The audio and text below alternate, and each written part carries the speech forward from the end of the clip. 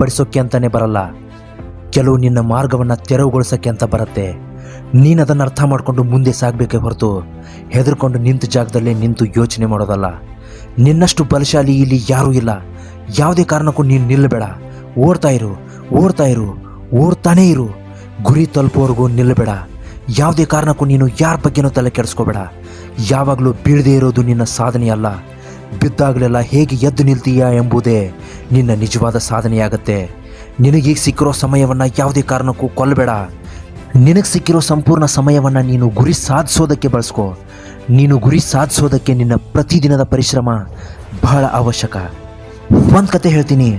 ಒಂದಿನ ಒಬ್ಬ ವ್ಯಕ್ತಿ ರಾಜನ ಹತ್ರ ಬಂದು ಉಡುಗೊರೆಯಾಗಿ ಒಂದು ಸುಂದರ ಕಲ್ಲನ್ನು ರಾಜನಿಗೆ ನೀಡ್ತಾನೆ. ರಾಜ ಆ ಕಲ್ಲನ್ನು ಮಂತ್ರಿ ಹತ್ರ ಕೊಟ್ಟು ಆ ಕಲ್ಲಿನಿಂದ ಭಗವಾನ್ ವಿಷ್ಣುವಿನ ಮೂರ್ತಿಯನ್ನು ಕೆತ್ತೋದಕ್ಕೆ ನಿರ್ಧಾರ ಮಾಡ್ತಾರೆ. ಹಾಗೆ ಆ ರಾಜ ಮಂತ್ರಿಯನ್ನ ಕರೆದು ಹೇಳೇ ಬಿಡ್ತಾನೆ,